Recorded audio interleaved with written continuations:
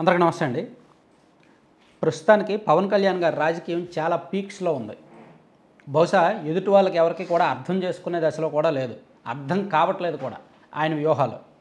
రాజకీయ ప్రత్యర్థిని దెబ్బ కొడుతూనే, వైఎస్ఆర్ కాంగ్రెస్ పార్టీని, జగన్మోహన్ రెడ్డి గారిని దెబ్బ కొడుతూనే, మరోవైపు తను కూడా పొలిటికల్గా బాగా మెచ్యూరిటీ లెవెల్స్ చూపిస్తున్నారు.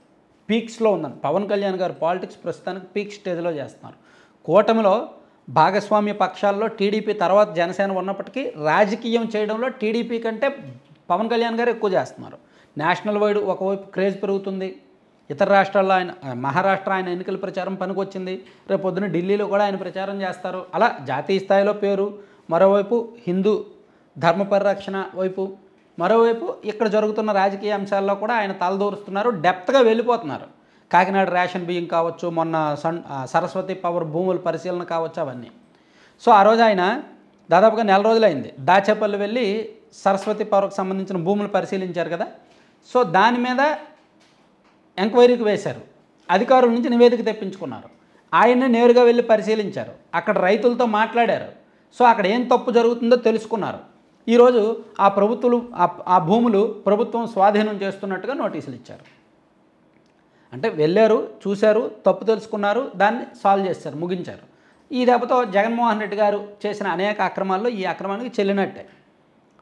రాజశేఖర రెడ్డి గారు అధికారంలో ఉన్నప్పుడు దాదాపుగా 18 సంవత్సరాల కిందట ఈ సరస్వతి పవర్కి ఆ భూములు ఇచ్చారు. ఆ భూములు ఇచ్చారు కదా, వదిలేస్తే అలాగని నీటి సౌకర్యం కల్పించారు. కానీ అక్కడ ఏమీ లేదు, అక్కడ రైతులకు ప్రయోజనం లేదు, ఏమీ లేదు. వైసీపీ అధికారంలో ఉన్నప్పుడు కూడా అలాగే ఉంది. సో చివరికి కొంచెం గట్టిగా పట్టుకున్న తర్వాత కూటమి ప్రభుత్వం వచ్చిన తర్వాత, అంటే బహుశా చంద్రబాబు నాయుడు గారేమో పరిపాలన మీద దృష్టి పెట్టారు, పవన్ కళ్యాణ్ గారేమో రాజకీయం మీద దృష్టి పెట్టారు. సో ఇద్దరూ కలిపి చాలా ప్లాన్డ్గా, చాలా చాకచక్యంగా చేస్తున్నారేమో అనిపిస్తోంది.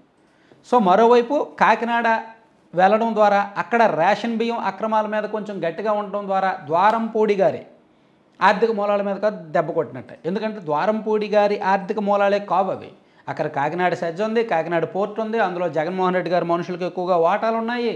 సో దాని ద్వారా ఈ వైసీపీలో ముఖ్య నేతల ఆర్థిక మూలాల మీద కూడా దెబ్బ కొట్టినట్టే. అక్కడ అది సరస్వతి పవర్, ఇక్కడ ఇది.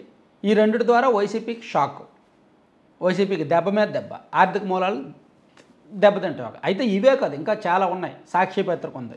సాక్షి పత్రిక మీద విచారణ వేసి దాన్ని కాస్త కంట్రోల్ చేయ, ఆల్రెడీ సాక్షి పత్రిక సర్క్యులేషన్ తగ్గిపోయింది, యాడ్స్ కూడా తగ్గుతున్నాయి.